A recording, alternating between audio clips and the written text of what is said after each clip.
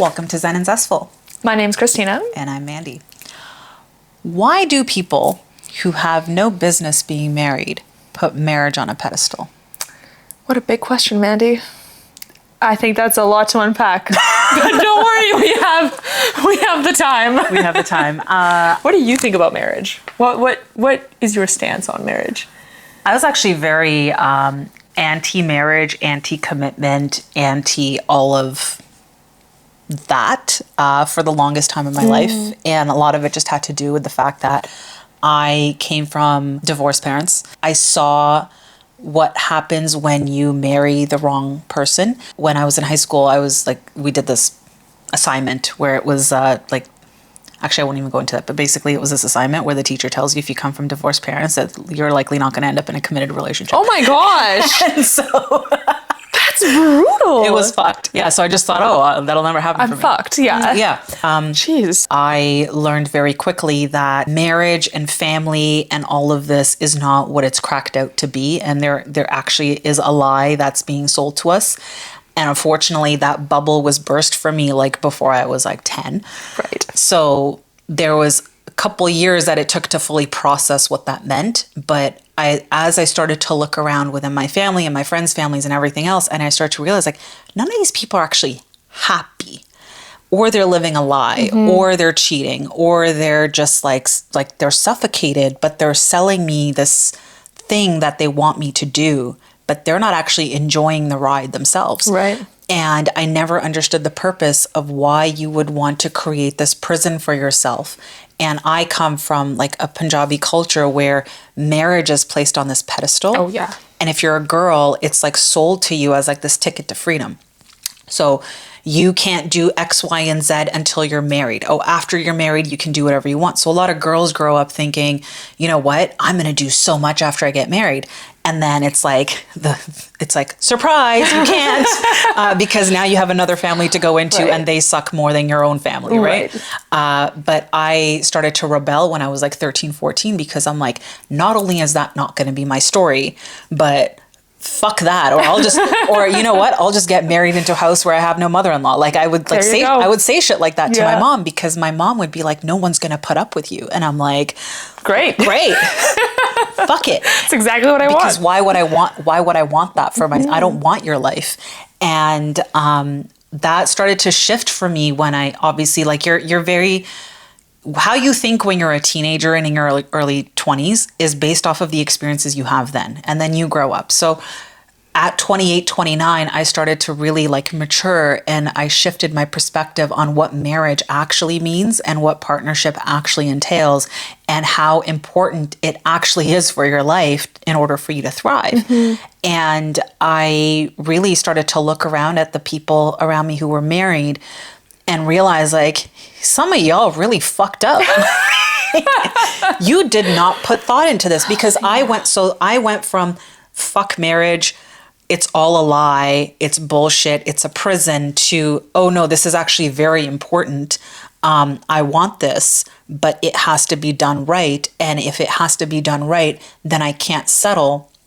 And it has to meet the vision for what I want my life to look like. So I have to go through this with intention, which created its own problems, because now in Indian culture, if you're not married by 25, you're an old hag. You're expired. So I was okay, well, I'm 30, so I guess I'm expired, so I don't have to worry about these relatives, right. And actually take my time, with what I'm looking for. And I've learned a lot over the years of what that actually means for the bigger picture.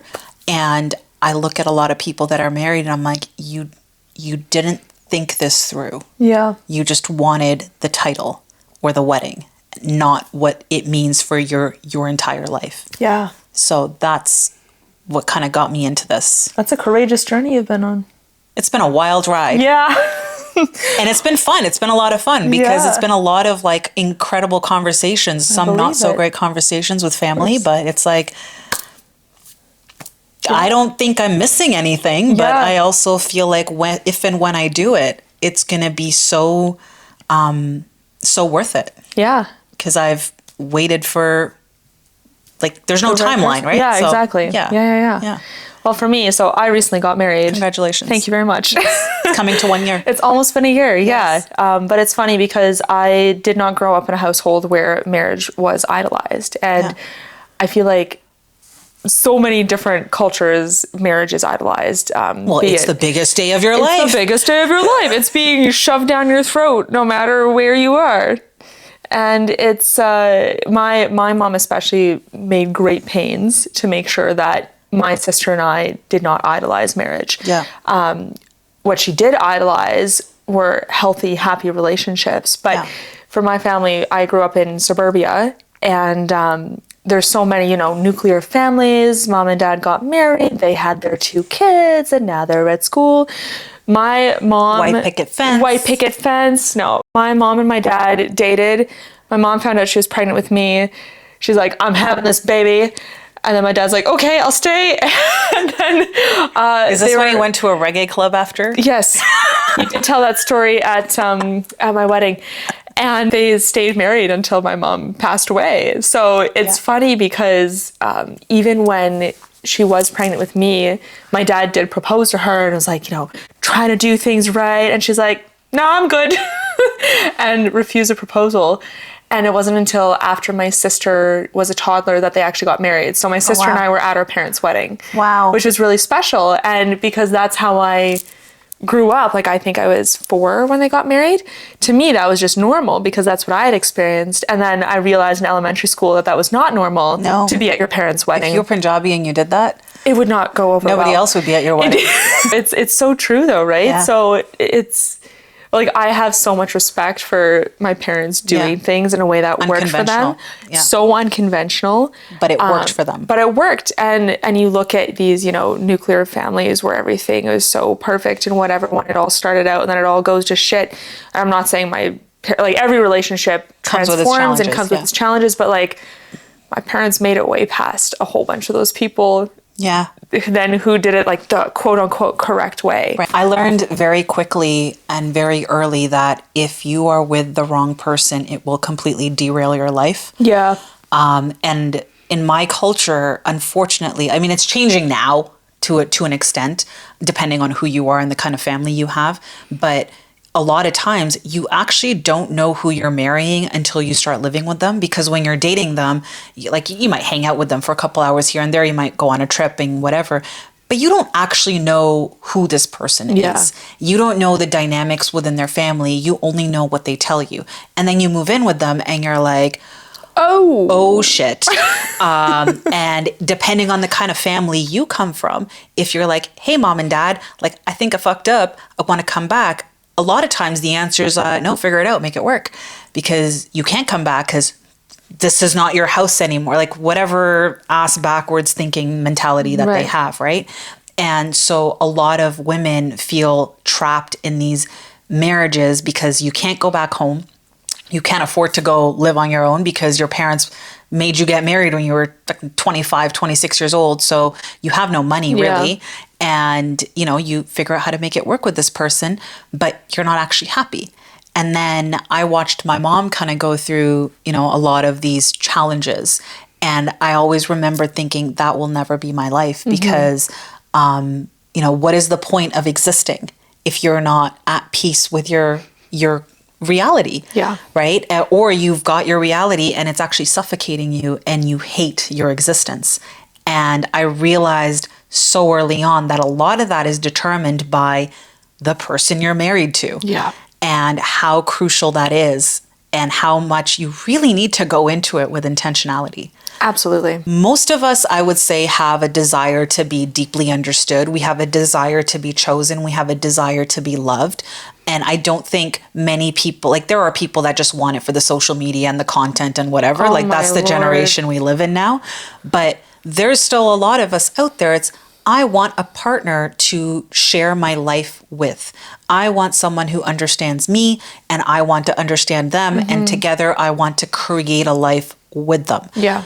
Versus, I just want to be a princess for this one day and I'm going to be the center of attention. And then I'm going to create content out of my wedding photos for the next 5 years about how's the best day of my life, right? Yeah. And it's so tricky too, because even if it starts out with the intention of I want a life partner and whatever, it can so quickly turn into a comparison. devolve. Yeah, it can turn into a comparison thing. And then when you're planning a wedding, it can be, I personally did not experience this, but I've seen other people experience it, where they're no longer planning a marriage, they're planning A wedding day. a wedding day, which Yeah. is one event, which legally changes your relationship to this person. And there's so many implications that go along with that. And I mean, of course, with social media, we talk about social media a lot, and everything being what it is. It's just a grand, like, Very expensive party.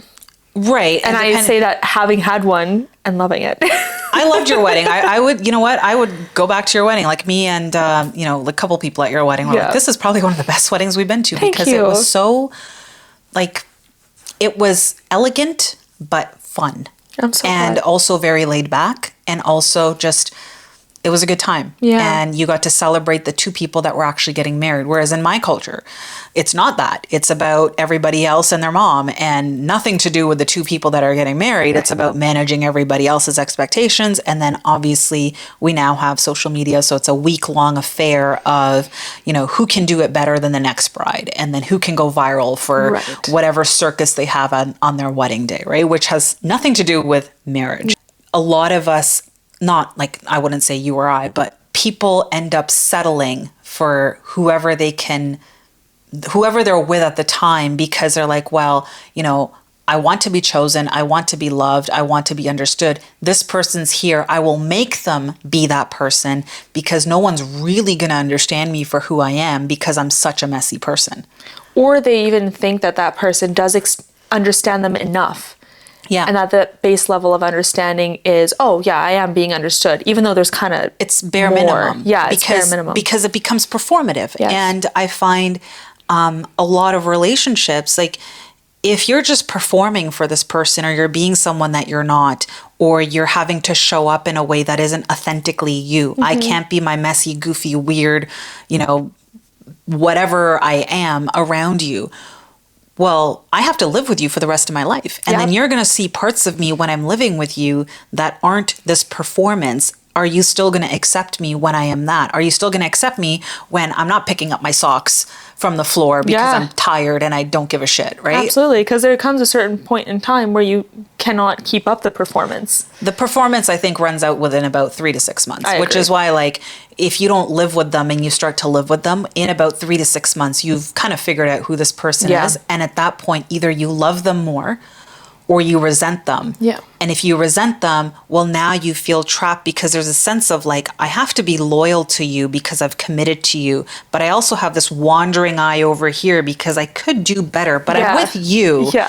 And it's like, I would hate to be the woman or man who is with someone who actually is longing for I more know. over there. That's very sad. It's sad, but that's the next 40 years of your life, man. Like, Yeah. why did you choose this person? 100%. And then if you're feeling like you have to stay in something, maybe it's easier, quote unquote, to stay in that compared to bringing up the conflict that you Yeah. referenced earlier, and blowing up your life and another person's Yeah. life and maybe your family's lives in order to, hopefully pursue happiness, or I maybe would much rather blow up my life. same. But I think it's so hard to do that, especially when there's other people's Fuck them. opinions and everything. I agree. Fuck them. I agree. I'm sorry, but I cannot live in a prison for the rest of my life because, like, somebody's going to have an opinion Yes. on what I'm doing for I'm me. there with you. Right? Yeah. I think that humans have a tendency to curate a persona to be accepted.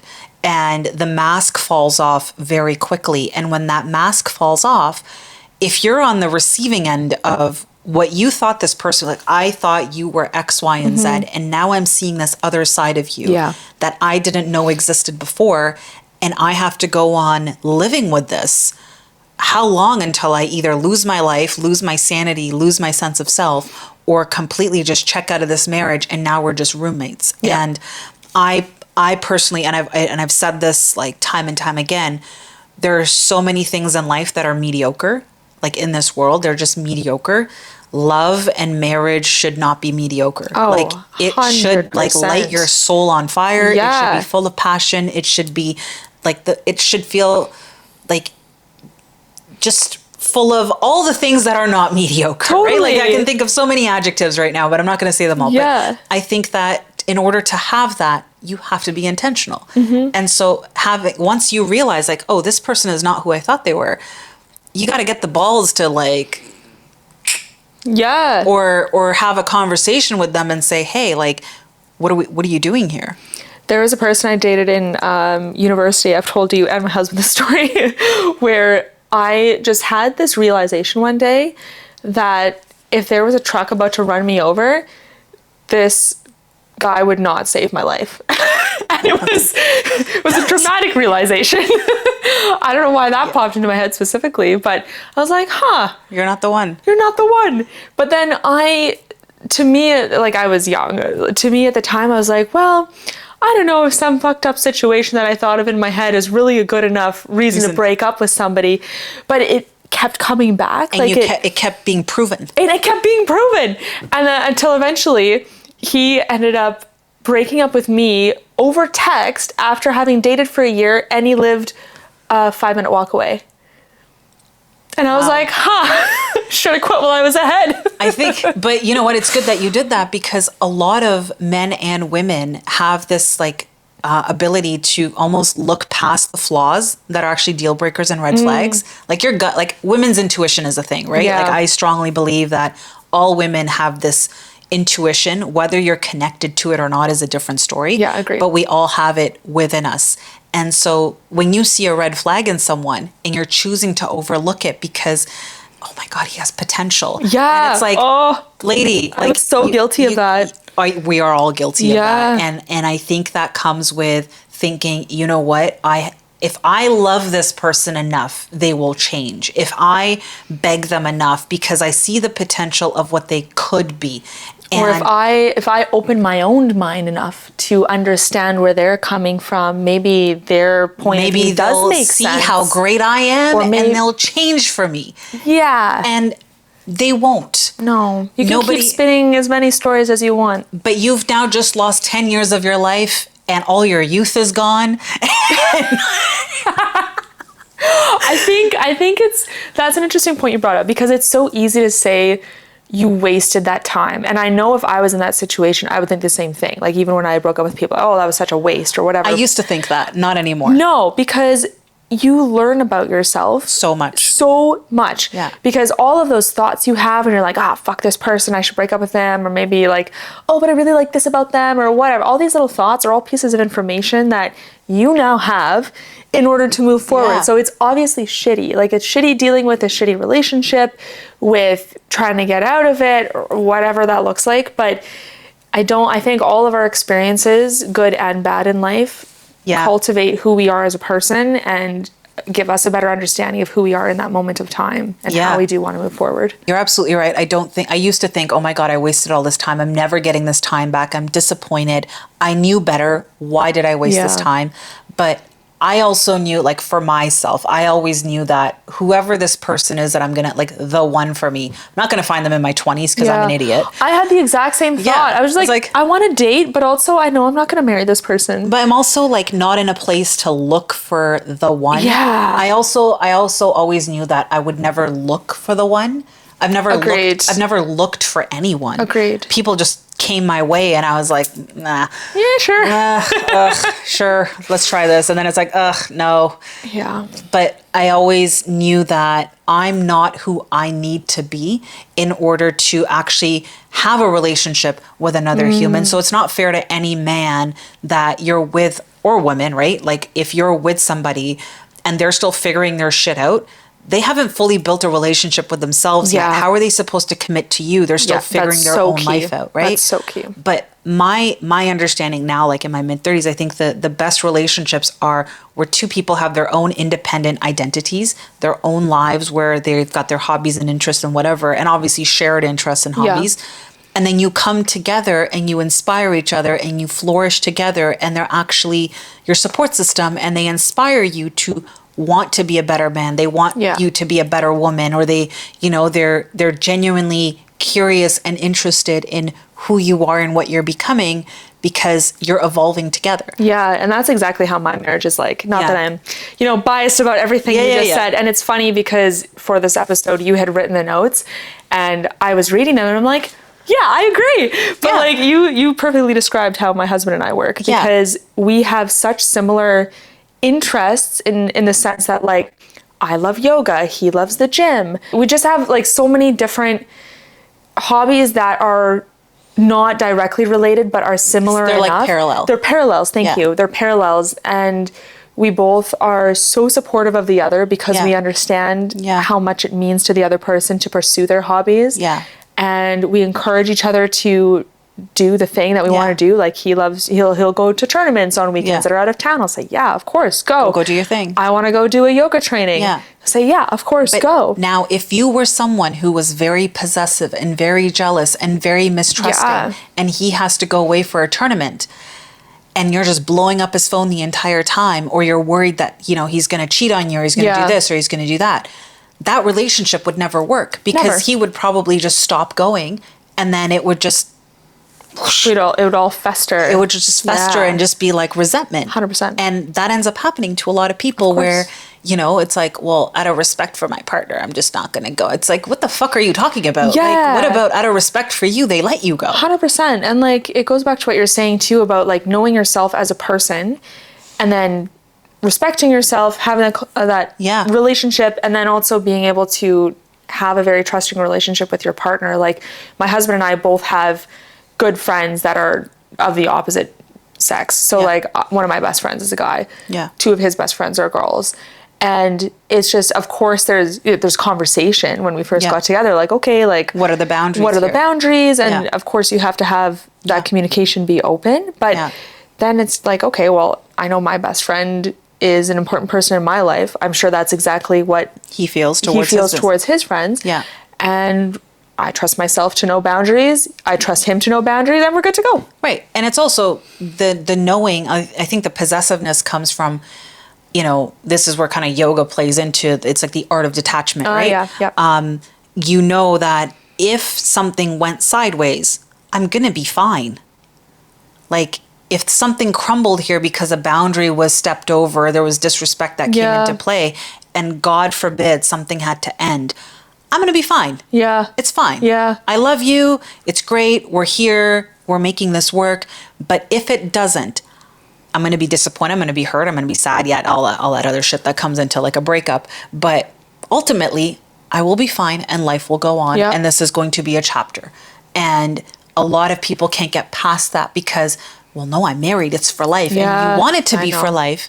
But we live in a world now where that's just not the reality, because sometimes you realize you fucked up and you got to go the other way. Yeah. And like you have to, or one has to understand, things happen in your life that you have control over. Others you don't have control over. And it's, I think some people will have these ideas, and we're going to talk about timelines later, but these ideas of what their life should look like. And it doesn't fit the narrative. No. And then it becomes very difficult to try and break yourself free of that. But like, because a breakup isn't in the cards. No, a breakup, but like think about any kind of family health stuff, or maybe a parent has to move in with you. Maybe somebody dies. Maybe there's a serious health issue. Like my dad had a stroke when I was in grade 11. Yeah. That was so hard for my parents. My dad was not the same person that he was. Right. Right after the stroke, for sure. He obviously has, or maybe not obviously, he has recovered miraculously, but it's that you just have no idea what's going to happen in your life. And then how do you navigate those waters with the person you're spending your life with? It also should feel effortless. Like, I'm not saying that like no relationship is easy, because we are complex creatures and it's very hard to like we were talking about, like accountability to yourself, discipline with yourself, like, you know, just leading your own self in your life is hard enough. Add in another person, it's that much more challenging. Yeah. And so you're going to have issues with communication. You're going to have issues with like all kinds of shit. But day to day should feel effortless. Yeah. It should feel like a sense of excitement that like, I get to be with this person. Yeah, and partnership. And it's playful. Yeah. And if you don't have that, and people call like, oh, well, when the honeymoon phase runs out, you'll find out what it's like. It's like, I don't want that kind of relationship. I know. And you know what? It's funny because one of our friends, they got married a few years ago, asked me the other day, like, oh, Christina, it's almost been 1 year of you guys being married. Are you used to calling Marshall your husband yet? And I said, not really, but I kind of like it. And she's like, yeah, I love it too, because it's just, there's a novelty. And she's like, I don't think that novelty is ever going to wear off. No, it because doesn't. it's so special. And I Yeah. thought that was so sweet, because I feel like there's this idea around, like, once you get married, It's over. Like, it's over. Oh, you're locked in now. You got the ball and chain, or whatever the people say. And I'm like, well, that's not very exciting. But I love the idea of constantly being excited and, like, cultivating a relationship that does feel effortless, which Yeah. maybe sounds counterintuitive, but I think, like you had said, there's that element of effortlessness there. And then when you continue to pour into your relationship, that only grows. Yeah. And I noticed, like, when I first started dating my husband, there was this effortlessness that I've never experienced in another relationship. And it was so interesting, because I was reacting to that relationship in a lot of a different way. Like, I felt more confident almost. Yeah. Like, I remember once we were going out to dinner. This was like the first month we were together. And I had done my makeup nicely or whatever, just because I wanted to, and we're going out for a date. And my husband said, he's like, oh, you didn't have to do your makeup for me. And I was like, excuse me?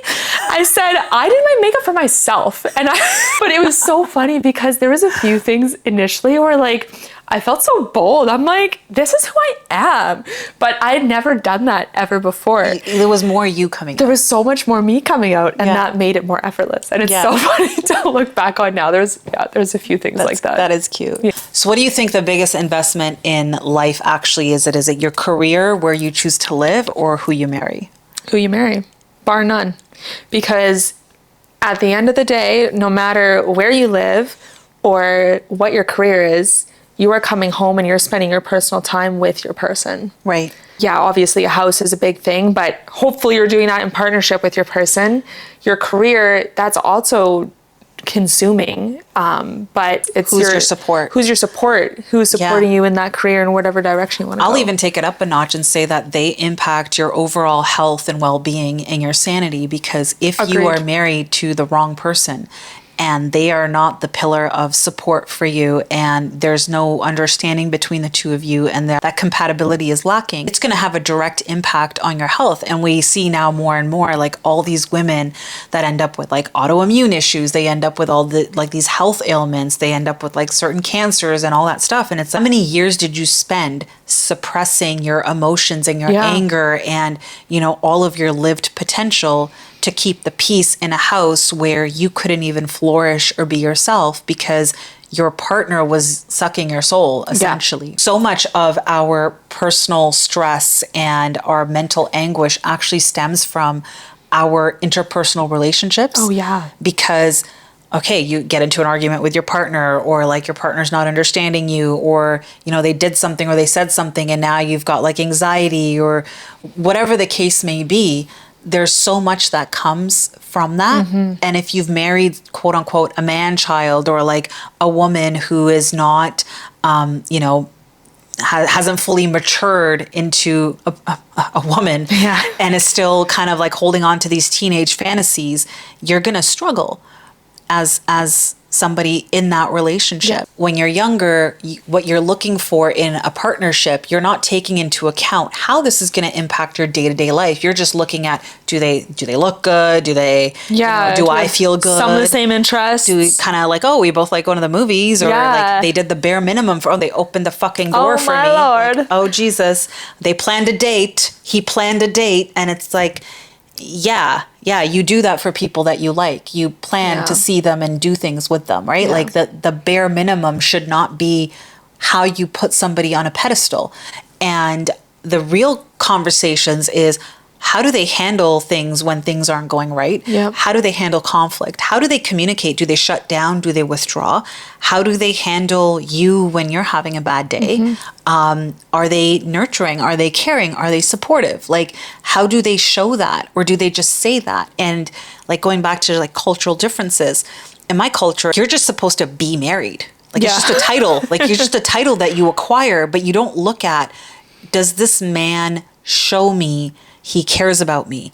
How does he show me that? How does he show up? Yes. He says he's responsible, his parents still pay his phone bill. His mom still does his laundry. So what responsibility do you actually have in your life to show me that you're a real adult? 100%. And it's a wake-up call for a lot of women. And they forget that a lot of men, if they haven't been raised with the right male role model, you're just another mom for him. And that's not a good place to be. Yeah. You had said, talking about like your dad going through a stroke. And you're like in grade 11, so you're like 15 at this point. I'm assuming your parents have been together for like 16, 17 years. And, you're looking at your partner who is in this position that they weren't in a week ago. And now you're having to play the role of caretaker for them. Yep. How do you navigate that while also showing up for your kids and your job and everything else? It was crazy to watch. It's insane to Yeah. watch. I can't even imagine that. I watched Yeah. my grandfather be the caretaker for my grandma when she was going through Alzheimer's. And it completely just flips your world upside down because this is your partner. And you don't even get time to sit there and think about like how it's affecting you because you just have to be up and present. And then afterwards, let's say, I'm assuming like considering that they remained married and they were together, but let's say you're with someone who leaves you while you're sick. Yeah, absolutely. Like the number of people who are like, I didn't sign up for this, I'm out. And I know of that happening. Like Yeah. I know people that's happened to. Yeah. And it's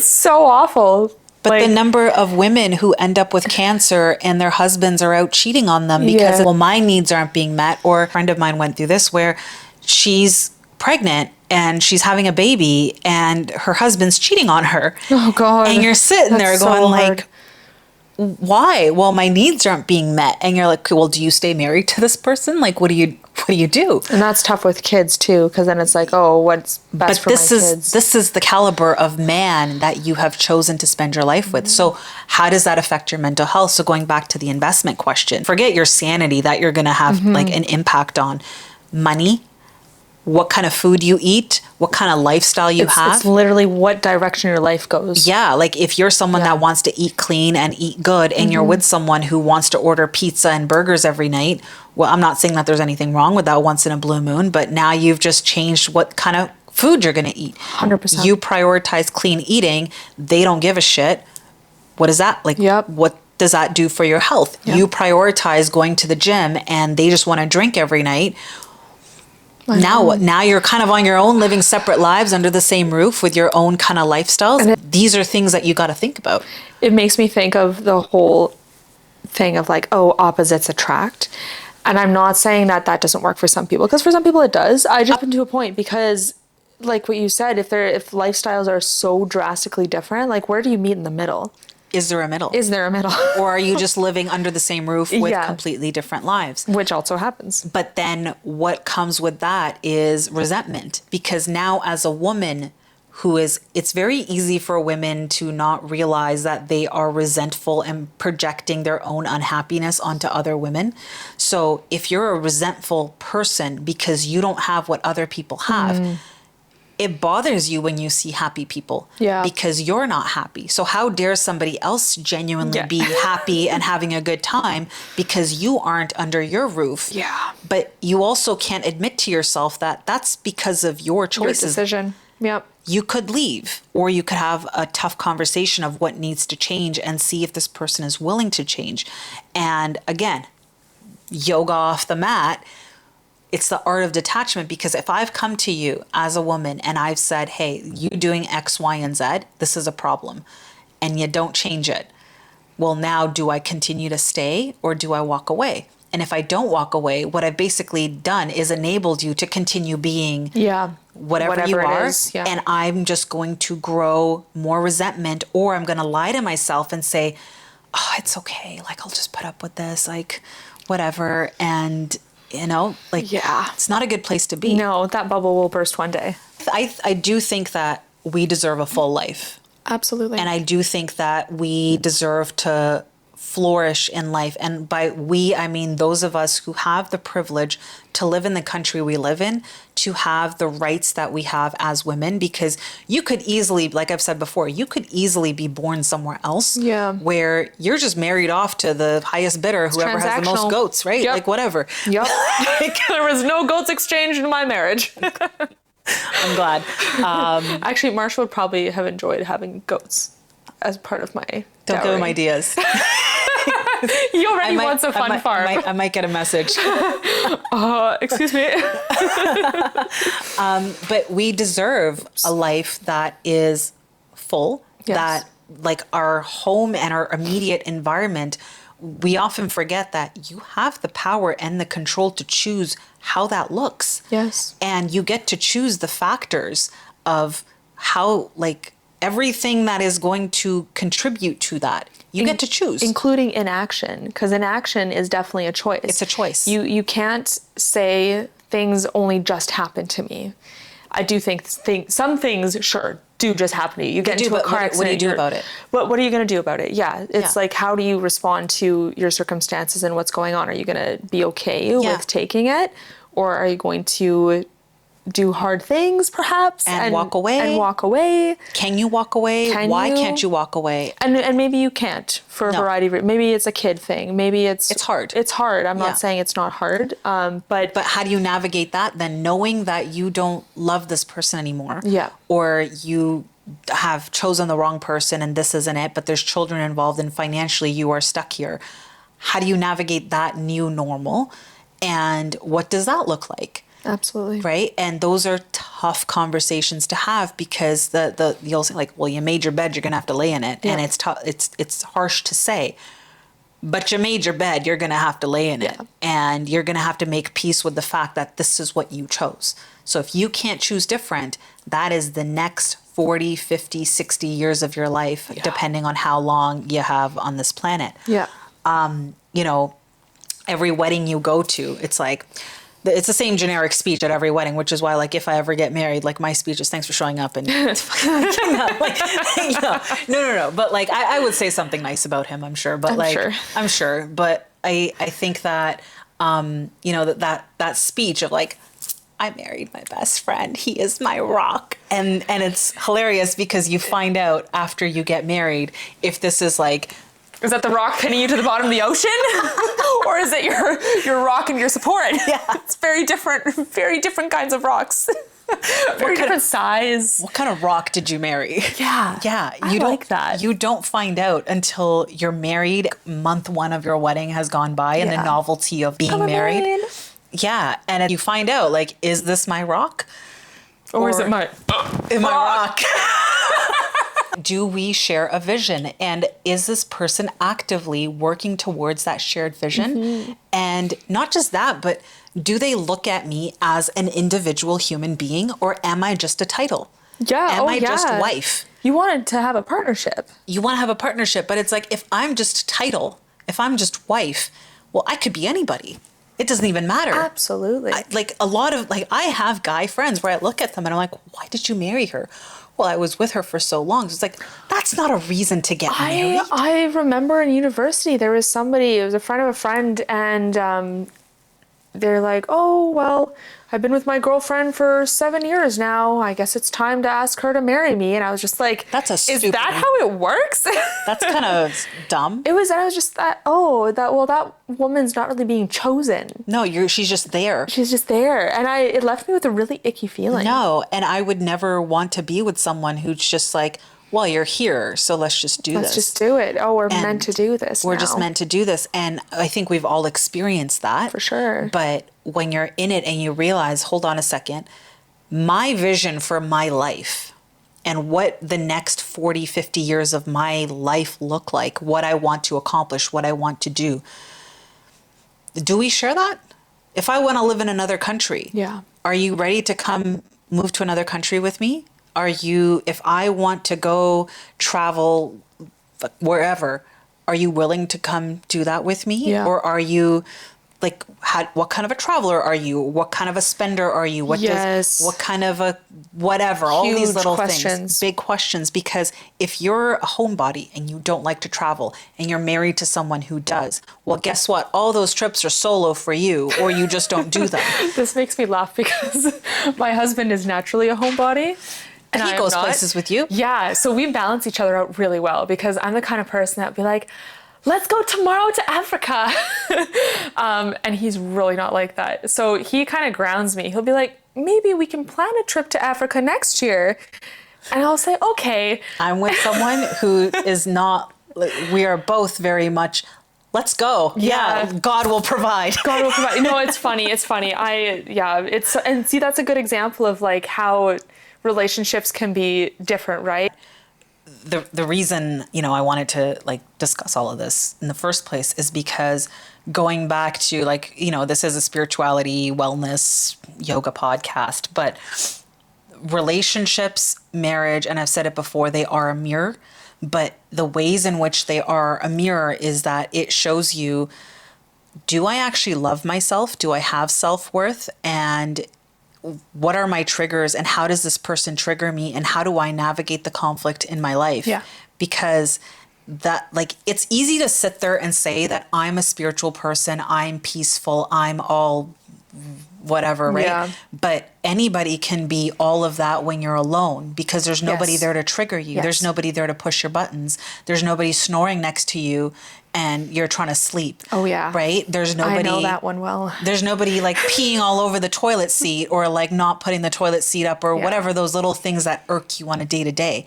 And those are minor inconveniences, but like the way another human can trigger you and test your actual patience and your actual ability to deal with your own emotions, being alone will never teach you that. No. And so it is one of those much needed containers in life to understand yourself, because you won't understand yourself alone, because you'll just create up stories about I'm this, I'm that, 100%. I'm very much a peaceful Zen Buddhist monk, whatever thing I think I am. And you're actually not. Yeah. Because if you can't sit with another person and have them pull out these emotions out of you, what's the point of any of it? Yep, absolutely. And you hit the nail on the head. Like you grow yourself by having how you communicate and put yourself out to the world reflected back at you. But then, of course, you're growing interpersonally with the person you're choosing to be your partner. And I'm definitely not the same person now that I was when my husband and I first started dating. Right. For better. Which is good. Yeah. Which is the way it should be, because they should, like, you are constantly growing. And you can always tell a woman who is in a happy marriage or a happy relationship based off of how she's showing up in the world. Because if she's angry and bitter and resentful or like closed off, well, what's going on at home? The man you're with, is he inspiring you to want to be better for him and ultimately the relationship? Because the relationship thrives based off of how the two people show up in it. Yeah. And I don't take for granted at all that we are one of the first generations of women who have the amount of free will and choice that we do. Oh, thank God.